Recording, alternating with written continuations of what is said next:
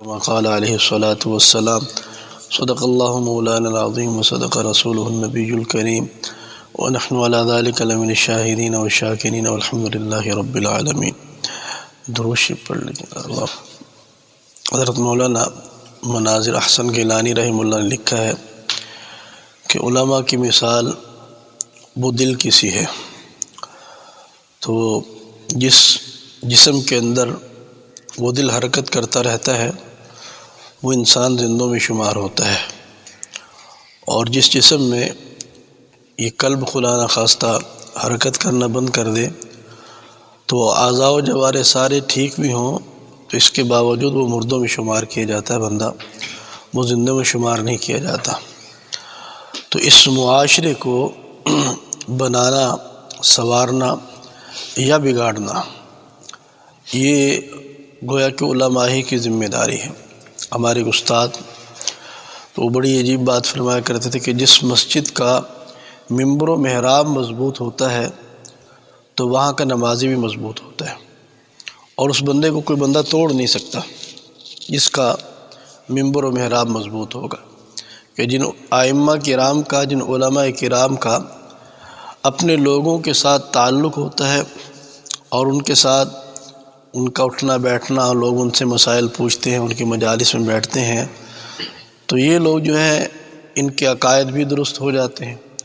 ان کے اعمال بھی ٹھیک ہو جاتے ہیں، ان کے معاملات بھی بہتر ہونا شروع ہو جاتے ہیں، ان کی معاشرت بھی اچھی ہو جاتی ہے، ان کے اخلاق بھی بہتر ہو جاتے ہیں۔ یعنی جن کا تعلق علماء کرام کے ساتھ ہوگا تو اللہ تعالی ہمہ جہاد جو ہے وہ ان کی تصحیح فرما دیتے ہیں،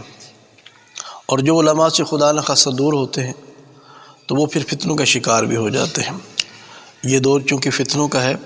مولانا مناظر احسن گیلانی رحمہ اللہ نے لکھا کہ فرمایا کہ پہلے دور کے اندر جس چیز کی ضرورت تھی تو اکابرین نے اس دور کے مطابق اس پر کام کیا۔ فرمایا کہ جیسے امام اعظم ابو حنیفہ رحمہ اللہ تعالیٰ کے دور مبارک کے اندر فقہ کی تدوین کی ضرورت تھی تو فرمایا حضرت نے فقہ کی تدوین فرمائی، اور فرمایا کہ یہ دور فتنوں کا ہے، اور فرمایا کہ اگر آج کے دور کے اندر امام اعظم ابو حنیفہ رحمہ اللہ ہوتے تو وہ فقہ کی تدوین نہ کرتے، فتنوں کے خلاف کام کرتے، کیونکہ وقت کی ضرورت کے مطابق حال کے تقاضے کو دیکھیے کہ جب فقہ کی تدوین کی ضرورت تھی فقہ کی تدوین ہوئی، جب حدیث کو عام کرنا تھا تو حدیث کو عام کیا گیا، تو ہر اعتبار سے وہ کام کیا۔ شاہ ولی اللہ محدث دہلوی رحمہ اللہ تعالی، نام تو حضرت کا علمیت کا ہے نا، نام تو یہ کہ آپ نے حدیث کو ہند کے اندر پھیلایا، لیکن جس وقت وہ انگریز کے خلاف اور کفر کے خلاف اور مرہٹوں کے خلاف وہ مقابلے کی بات آئی تو آپ احمد شاہ ابدالی رحمہ اللہ تعالیٰ کو خود مخاطبت کر کے اس بات پر متوجہ کرتے ہیں کہ آپ یہاں پر تشریف لائیں اور ان کا مقابلہ کریں۔ یعنی ہمارے اکابرین کی یہ ترتیب رہی کہ جس وقت جس کام کی ضرورت ہوتی تھی تو اس وقت اسی کام کو کیا کرتے ہیں۔ تو چونکہ یہ دور جو ہے یہ فتنوں کا دور ہے، تو اس دور کے اندر ایک تو عوام الناس کو فتنوں سے متعلق آگاہی دینا یہ بہت زیادہ ضروری ہے۔ دیکھیے جو بندہ فتنے سے آگاہ نہیں ہوگا، اب میں نے یہ حدیث پاک خود پڑھی تو نہیں، یہ کس ساتھی نے بیان کی، اور یا مقبول جان صاحب نے بات کی، مجھے اس کا اندازہ نہیں، ان کا جی کہ یہ حدیث پاک ہے کہ جو بندہ فتنے کو جانتا نہیں ہوگا وہ فتنے میں مبتلا ہو جائے گا، کہ اس کو پتہ ہی نہیں نا۔ اب مجھے اس کا علم نہیں، لیکن اور یہ مقبول جان صاحب ان کی بات کمزور تو نہیں ہوتی، وہ ٹھیک ہوتی ان کی بات نا۔ تو جس کو پتہ نہیں ہوگا نا، دیکھیے ایک بندے کو پتہ نہیں کہ آگ جلاتی ہے تو وہ اس آگ سے بچ نہیں سکتا، اس کو پتہ نہیں کہ چھری کاٹتی ہیں تو اس سے وہ بچ نہیں سکتا جب تک کہ اس کو مضرت کا علم نہیں ہوگا۔ جس کو اس کی مضرت کا علم ہوگا تو وہ اس سے بچ بھی سکے گا۔ اور فتنہ آپ ذرا جانتے ہیں کہ فتنہ تو کہا ہی اس کو جاتا ہے، فتنے کا معنی آزمائش ہوتا ہے، کہ جہاں پر انسان وہ حق اور باطل کو نہ پہچان سکے، ایک عام بندہ جہاں پر سچ اور جھوٹ کو نہ پہچان سکے۔ اور دیکھیے فتنہ وہ اس باریکی سے کام کرتا ہے کہ اچھے اچھے لوگ اس کو بھانپنے کے اندر بعض اوقات بڑی غلطی کھا جاتے ہیں۔ کہ علامہ منظور احمد نعمانی رحمہ اللہ تعالی، کتنا بڑا نام ہے ان کا نا، تو حضرت نے فرمایا کہ ایک عرصہ دراز تک وہ مودودی کے ساتھ لگے رہے، اس کے ساتھ کام کرتے رہے، اور فرمایا کہ میں یہ سمجھتا تھا کہ یہ بہت عمدہ کام کر رہے ہیں، بہت عمدہ کام کر رہے ہیں، حالانکہ بڑے بڑے اکابر جید علماء کرام حضرت مدنی رحمہ اللہ تعالی جیسے بندے وہ مخالفت کیا کرتے تھے کہ مودودی صاحب جو ہیں وہ سیدھے رستے پر نہیں چل رہے، چاہے وہ اخلاص کے ساتھ ہی لگے ہوں، الگ بات ہے، ہم اس وقت بحث نہیں کر رہے، لیکن منظور احمد نعمانی رحمہ اللہ تعالی نے خود بعد میں لکھا، فرمایا کہ میں یہ سمجھتا تھا کہ اس دور کے اندر اس سے بہتر جماعت اسلامی سے بہتر کوئی تحریک نہیں، یعنی اتنا سمجھدار، تو جید عالم ہونا الگ بات ہے، پھر یہ کہ زمانہ شناس ہونا الگ بات ہے، پھر یہ کہ خود صاحب الرائے ہونا الگ بات ہے، اور کیا کہ معاملہ فہمی وہ اللہ تعالیٰ نے سب کچھ، اور پھر خود بہت پائے کہ وہ مناظر بھی تھے، ان سب چیزوں کے باوجود اس بات کو سمجھ نہیں سکے، اس بات کو بھانپ نہیں پائے، یعنی اس سے پتہ چلتا ہے کہ فتنہ جو کام کرتا ہے وہ کتنی باریکی سے کام کرتا ہے، بعض اوقات ایسا ہوتا ہے کہ جو اس کے ساتھ لگا ہوتا ہے وہ بڑے اخلاص کے ساتھ لگا ہوتا ہے، جیسے فتنہ مرزائیت مولانا لال حسین اختر صاحب رحمۃ اللہ علیہ، یہ مسلمان سے مرتد ہو کر کے قادیانی ہوئے تھے، پھر قادیانی کے مبلغ بنے، کئی سال تک ان کی باقاعدہ تبلیغ کرتے رہے، لیکن یہ کہ بعد میں اللہ تعالیٰ نے ہدایت عطا فرمائی، اور اتنا عرصہ اب دیکھیے کہ جید عالم دین تھے، 7 زبانوں کے اوپر عبور تھا مولانا لال حسین اختر صاحب رحمۃ اللہ علیہ کو، اور بڑے قابل معلم، مبلغ اور مدرس تھے، لیکن یہ کہ خود اس کے فتنے کے شکار ہو گئے، بعد میں اللہ تعالیٰ نے ہدایت عطا فرمائی۔ تو ابھی یہ فرماتے کہ میں سمجھتا تھا کہ یہ احمدی جو لوگ ہیں، لاہوری گروپ والے، یہ بڑے عمدہ انداز سے یہ دین کی تعلیم اور تبلیغ پہنچا رہے ہیں، کر رہے ہیں، تو فتنے کا معنی ہی ہوتا ہے کہ جہاں پر حق اور باطل کو پہچاننا وہ مشکل ہو جاتا ہے، جہاں پر سچ اور جھوٹ کی تمیز کرنا وہ مشکل ہو جاتا ہے کہ بندہ سمجھ نہیں پاتا کہ یار یہ ٹھیک ہے یہ غلط ہے۔ تو یہ بالکل وہی دور ہے، فتنوں کا دور ہے کہ نبی پاک صلی اللہ علیہ وآلہ وسلم نے ارشاد فرمایا کہ آخر زمانہ کے اندر فتنے ایسے آئیں گے کہ جیسے سمندر کی لہریں ہوتی ہیں، سمندر کی موجیں ہوتی ہیں، اب اس میں ایک موج آتی تو ایک بہت بڑی ایسے وہ موج ہوتی ہے، وہ دیو جیسی، اس سے بڑے پیچھے اس سے بڑی آ رہی ہوتی، اس سے پیچھے اس سے بڑی آ رہی ہوتی ہے، وہ دائیں سے بھی آ رہی، بائیں سے بھی آ رہی، آگے سے بھی آ رہی، ہر جگہ سے موجیں آتی ہیں۔ تو گویا کہ اس طرح فتنے، میں علامہ یوسف الدہانوی شیخ رحمہ اللہ علیہ کتاب پڑھ رہا تھا تو اس کے اندر نے ایک حدیث نقل کی، یہ فرمایا کہ فتنے ایسے آئیں گے کہ ایک فتنہ آئے گا، مسلمان اس کا بھی مقابلہ کر رہا ہوگا اور اس کو دیکھ کے کہے گا کہ یار یہ تو مجھے ہلاک ہی کر دے گا، لیکن کہا کچھ دیر کے بعد اس کے بعد ایک اور فتنہ آ جائے گا، وہ اس سے بھی بڑا فتنہ ہوگا، یعنی اس کو بھول جائے گا، اس کی طرف لگ جائے گا کہ یہ تو مجھے ختم کر دے گا، یہ فتنہ بھی ختم نہیں ہوگا، ایک اور فتنہ آ جائے گا، یعنی اس طریق سے وہ فتنوں کی گویا کہ وہ بھرمار ہوگی۔ اور رسول اللہ صلی اللہ علیہ وسلم نے ارشاد فرمایا کہ قطع اللیل المظلم، کہ جیسے تاریک رات کے ٹکڑے ہوتے ہیں، اس طریق سے فتنے آئیں گے۔ تو حضرات علماء کرام اس وقت میں پھر علماء کرام کی ذمہ داری پہلے سے بہت زیادہ بڑھ جاتی ہے، اور پھر علماء کرام کی ذمہ داری اس وقت جو ہے وہ یہ ہے کہ امت کو اور عوام الناس کو فتنوں کا تعارف بھی کروانا اور اس کا متبادل بھی دینا، یہ دونوں کام ہماری ذمہ داری بنتی ہے۔ میں پچھلے دنوں میں ملاقات کے لیے گیا ہمارے لاہور میں، بڑے آدمی خط ان پر اللہ نے ان سے بڑا کام لیا، بڑی کتابیں بھی لکھی، متین خالد صاحب، شاید آپ نے نام سنا ہوگا ان کا، بڑے معروف مشہور آدمی ہیں اور بڑے سمجھدار آدمی ہیں، ہے تو غیر عالم لیکن اللہ تعالیٰ نے اسے کام بڑھا لیا، بڑے سمجھدار آدمی ماشاءاللہ۔ انہوں نے میرے سے ایک عجیب بات کی، انہوں نے کہا جی کہ میری اس وقت زندگی ہوگی 63.5 سال عمر میری ہو چکی ہے، اسٹیٹ بینک کے اندر رہے ہیں، وہ ریٹائر ہو گئے وہاں سے انہوں نے، تو کہتے جی اس میں سے آپ میری بلوغت کا وقت نکال دیں، تو ان 63 سالوں میں سے یعنی کہ 15 سال آپ نکال دیں تو کہتے پیچھے رہ گئے میرے تقریباً 50 سال کی زندگی میری۔ تو کہتے ان 50 سالوں کے اندر انہیں کہتے میں نے آج تک کبھی کوئی جمعہ جو ہے وہ مس نہیں کیا، ناغہ نہیں کیا، کہتے میں الحمدللہ شروع سے اس کا پابند ہوں۔ اور فرمانے لگے کہ میری عادت ہے کہ میں کوشش کرتا ہوں کہ نماز سے پہلے چلا جاؤں، یعنی جماعت کھڑی ہونے سے پہلے میں جا کے تقریر بھی سنوں، اور میں نے بڑے بڑے لوگوں کی تقریریں بھی سنی فرمایا، لیکن انہوں نے کہا جی کہ عجیب بات سنائی، کہتے آج تک میں نے کسی مولوی صاحب کی زبان سے امام مہدی علیہ رضوان اور حیات سیدنا عیسیٰ علیہ السلام کا موضوع نہیں سنا، یعنی 50 سال منہ سے کہنا آسان ہے، اور ایک جہاں دیدہ آدمی اور جو خود فیلڈ کا بندہ ہو وہ یہ بات کر رہے ہیں۔ تو کہتے ان 50 سالوں کے اندر میں نے کسی مسجد کے اندر بھی کسی مولوی صاحب سے بھی میں نے حیات مسیح علیہ السلام کا مسئلہ نہیں سنا، حالانکہ ہمارے عقائد میں بنیادی عقائد میں سے، اور جس کا منکر ہے وہ کافر۔ ظہور امام مہدی رضوان کا مسئلہ نہیں سنا۔ اب پھر انہوں نے بڑی اچھی بات کی، انہوں نے کہا دیکھیں کہ جب اصل نہیں دکھایا جائے گا نا تو پھر لوگ نقل لے کر آ جاتے ہیں کہ مرزائیوں نے اپنی نقل کیوں چلائی، مرزائی مسلمانوں کے اندر نقل چلانے میں کامیاب کیوں ہو گئے؟ کہا وجہ یہ تھی کہ انہوں نے دیکھا ہی نقل تھا، اصل تو ان کے سامنے تھا ہی نہیں۔ حیات مسیح علیہ السلام کا مسئلہ، میں آپ کو گزارش کروں، ایسے مسلمان بھی ہیں جن کو حیات مسیح علیہ السلام کے مسئلے کا علم ہی نہیں، ان کو پتہ ہی نہیں کہ عیسیٰ علیہ السلام زندہ ہے کہ نہیں ہے، کہاں پر ہے، آئیں گے کہ نہیں آئیں گے۔ ایسے بیچارے سادے لوگ بھی ہیں۔ جب ہم لوگوں کو اصل چیز نہیں دیں گے، اب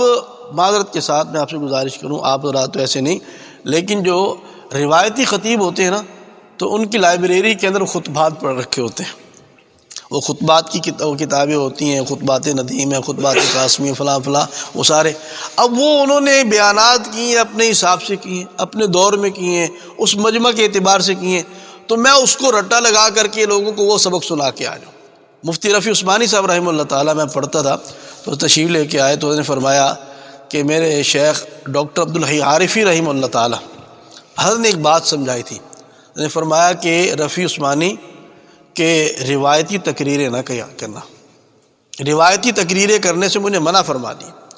اور فرمایا کہ لوگوں کی ڈیمانڈ کے اوپر بات نہ کرنا، جی روایتی تقریروں سے منع کر دیا۔ فرمایا جو لوگوں کی ضرورت ہو اس ضرورت کے مطابق کام کرنا، اس ضرورت کے مطابق گفتگو کرنا۔ اور پچھلے دن میں حضرت کی بات سن رہا تھا، تقریر سن رہا تھا، تو حضرت کا سارا بیان جو تھا وہ فتنے کے اوپر تھا، اور اسی کے اندر حضرت نے امام مہدی رضوان کا موضوع بھی بیان فرمایا، اور اس میں حضرت نے فرمایا، پھر میرے پاس ریکارڈنگ موجود ہے، کوئی لینا بھی چاہے تو دے دوں گا آپ کو انشاءاللہ۔ تو حضرت اسی کے اندر نے بیان فرمایا کہ میں نے جو حدیث کا مطالعہ کیا ہے، فرمایا میری نظر کے اندر کوئی ایسی علامت باقی نہیں ہے جس کو حدیث پاک کے اندر بیان کیا ہو علامات مہدی میں اور وہ علامت پوری نہ ہو چکی ہو۔ فرمایا میری نظر کے اندر جتنی علامات تھی، اور حضرت کا مطالعہ تو ماشاءاللہ کمال، تو فرماتے میری نظر کے اندر کوئی بھی ایسی علامت باقی نہیں ہے جس کو رسول اللہ صلی اللہ علیہ وسلم بیان فرمایا حدیث پاک کے اندر اور وہ علامات مہدی پوری نہ ہوئی ہوں۔ فرمایا صرف ایک علامت باقی رہ گئی، صرف ایک علامت، اور فرمایا کہ وہ بھی یقینی نہیں ہے کہ وہ کس طرح۔ فرمایا کہ وہ حدیث پاک میں آتا ہے کہ امام مہدی نے آ کر کے قسطنطنیہ کو آزاد کرنا ہے، اور فرمایا اس سے یہ پتہ چلتا ہے کہ قسطنطنیہ کے اوپر کافروں کا قبضہ ہو جائے گا۔ اس وقت کافروں کا قبضہ نہیں، مسلمانوں کے پاس ہے۔ تو فرمایا کہ یعنی کہ مطلب یہ کہ قسطنطنیہ جب مغلوب ہوگا اور اس پر کافر غالب آ جائیں گے تو امام مہدی رضوان آئیں گے اور اس کو آ کر کے آزاد کریں گے۔ فرمایا یہ بھی ضروری نہیں ہے کہ وہ کفار کے ہاتھ وہ امام مہدی کے ظہور سے پہلے جائے۔ فرمایا یہ بھی ممکن ہے کہ امام مہدی کا ظہور ہو چکا ہو اور آپ کی زندگی کے اندر ہی کافروں کا قبضہ ہو جائے، پھر دوبارہ آپ اس کو آزاد کرو۔ یعنی اس اعتبار سے دیکھا جائے تو ساری علامات مکمل ہو چکی، لیکن آپ اپنے اچھے خاصے لوگ جو پڑھے لکھے لوگوں کے علاوہ آپ اپنے طلباء سے کبھی پوچھیں کہ علامات مہدی کے متعلق، حیات سیدنا عیسیٰ علیہ السلام کے متعلق، رفع و نزول عیسیٰ علیہ السلام کے متعلق کیا ہمارا طالب علم 5 منٹ کی گفتگو کر سکتا ہے؟ ظہور مہدی پر ہمارا کوئی طالب علم وہ 5 منٹ کی گفتگو کر سکتا ہے؟ یا اگر کوئی قادیانی چھولے بیچنے والا، سے میں آپ کو سچی بات کر رہا ہوں، کوئی چھولے بیچنے والا آ جائے ہمارے مولوی صاحب کے پاس اور وہ آ کر کے وفات مسیح پر کچھ اعتراضات کر دیں، حیات مسیح علیہ السلام پر اعتراضات کر دیں اور وہ دلیلیں پیش کریں، تو کیا ہمارے مولوی صاحب اس کو مطمئن کر سکیں گے؟ کبھی ہے؟ تو میں آپ کو آپس کی بات بتا رہا ہوں کہ ہمارے مولوی صاحب کسی قادیانی کو وہ حیات مسیح علیہ السلام کے مسئلے پر قائل نہیں کر سکتے۔ مجھے اس کام کے اوپر تقریباً 17 سال گزر چکے ہیں، 17 سال مجھے ہو گئے ہیں، اور میں نے پتہ نہیں کتنے قادیانی سے میری گفتگو ہوئی ہے، اور کتنے ایسے قادیانی سے میری ملاقاتیں ہوئی ہیں جو مسلمان سے مرتد ہوئے ہیں، اور یہ جتنے بندے مسلمان سے مرتد ہوئے ان میں سے 99% ایسے لوگ تھے جو حیات مسیح علیہ السلام کے مسئلے کی وجہ سے قادیانی ہوئے۔ 99%، میں آپ کو بلا مبالغہ یہ بات بتا رہا ہوں، 99% لوگ ایسے ہیں جو وفات مسیح علیہ السلام کے مسئلے کی وجہ سے قادیانی ہوئے۔ آج سے کئی سال پرانی بات، میں چنام نگر گیا، ہمارے ایک وہاں پر استاد ہیں، وہ ٹیچر میں کام کرتے ہیں، ختم نبوت۔ انہوں نے کہا جی ہمارا پرائمری کے استاد تھے، کہتے ہیں ہمارا استاد ہے تو وہ قادیانی مرتد ہوا ہے، مسلمان سے مرتد۔ تو کہتے ہیں جی وہ ہمارے اس نے ہمیں دھواں دے کے رکھا ہوا ہے کہ میرے سے حیات مسیح علیہ السلام پر گفتگو کرو، اور کہتے ہیں جی کہ اپنا کوئی مولوی لے کے آ جاؤ جو میرے سے آ کے وفات مسیح پر بات کر لے، حیات و وفات عیسیٰ علیہ السلام پر بات کر لے اور مجھے قائل کر لے اس پر۔ اور بڑے دھڑلے سے وہ بات کہتا کہ اگر کوئی بندہ مجھے اس پر قائل کر لے تو میں مرزائیت کو چھوڑ دوں گا، میں اسلام قبول کر لوں گا۔ تو میں وہاں پر گیا تو ان سے میری ملاقات ہوئی، تو انہوں نے کہا جی کہ یار ایسے ہمارا ایک ٹیچر ہے، تو اس نے تو ہمیں نا وہ ناک پہ دم کر کے رکھا ہے، تو آپ کیا اس سے گفتگو کر لیں؟ کہتے ہیں ہم تو اسے جان چھڑاتے ہیں، وہ جان نہیں چھوڑتا لیکن ہماری۔ تو کہتے ہیں آپ اس سے گفتگو کر لیں گے؟ میں نہیں کر لوں گا۔ اب میں لاہور سے آیا تھا، اب وہ رہتے ہیں چنام لالیاں کے اندر، لالی ایک بڑا علاقہ ہے، وہاں پر کئی علماء ہیں، لالیاں ہیں، ساتھ سرگودا بالکل ساتھ لگتا ہے، پھر چنیوڑ ساتھ لگتا ہے، کتنے یعنی کہ مضافات، اور وہاں پر بلا مبالغہ سینکڑوں علماء ہوں گے، بلا مبالغہ کو بتا رہا ہوں۔ اب ان کو پورے علاقے کے اندر ایک مولوی صاحب نہیں ملے کہ جو حیات و وفات عیسیٰ علیہ السلام پر گفتگو کر سکے۔ پچھلے دنوں ہمارے پاس ایک مسئلہ آیا تو کسی نے بتایا جی کہ ایک بندہ ملحد ہو گیا، دہریہ ہو گیا، اللہ کی ذات کا انکار کر دیا۔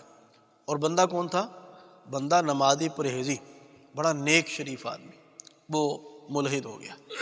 تو ہمارے پاس کیس آیا تو انہوں نے کہا جی کہ اس کے ساتھ گفتگو کروانی ہے، تو کوئی بندہ آپ کے پاس ہے گفتگو کروانے کے لیے؟ تو ہم سب لوگ سر جوڑ کے بیٹھ گئے کہ اس کے ساتھ گفتگو کون کرے گا۔ اب یہ ڈوب مرنے کا مقام تھا نا کہ اللہ تعالیٰ کو وحدہ لا شریک مانتا ہوں،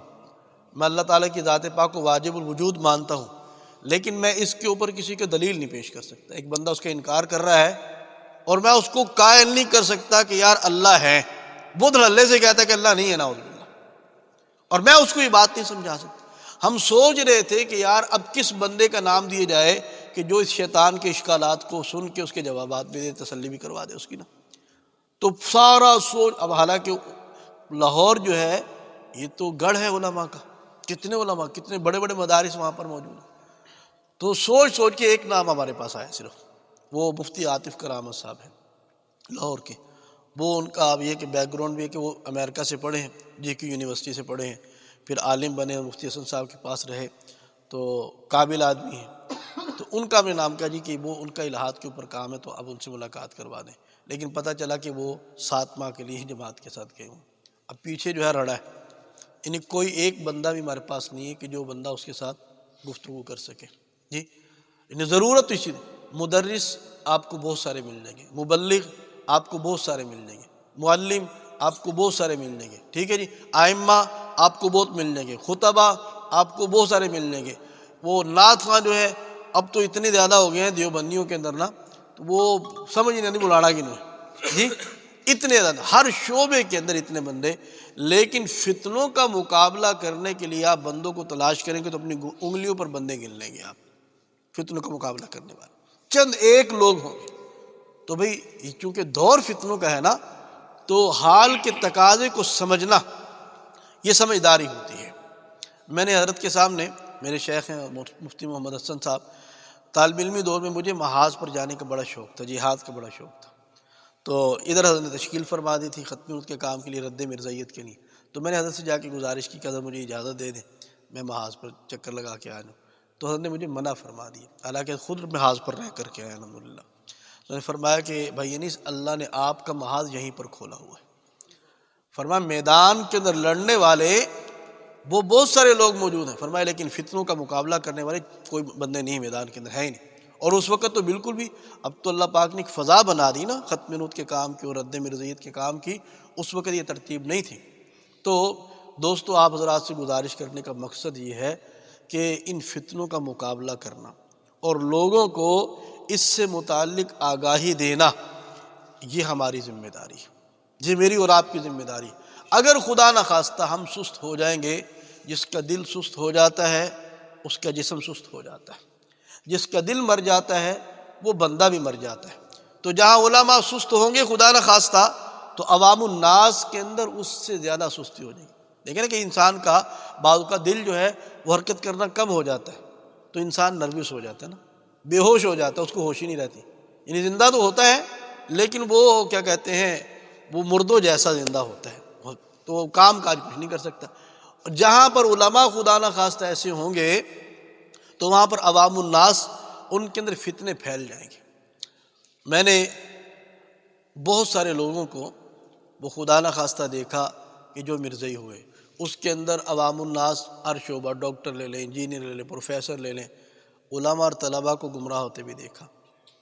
میری ایسے لوگوں سے ملاقات ہوئی جو علماء تھے اور گمراہ ہو گئے، آپ کو بات بتا رہا ہوں، طلباء تھے اور گمراہ ہو گئے، لیکن جس کا کسی اللہ والے کے ساتھ مضبوط تعلق تھا وہ کبھی گمراہ نہیں ہوا۔ میں نے آج تک ایک بندہ بھی ایسا نہیں دیکھا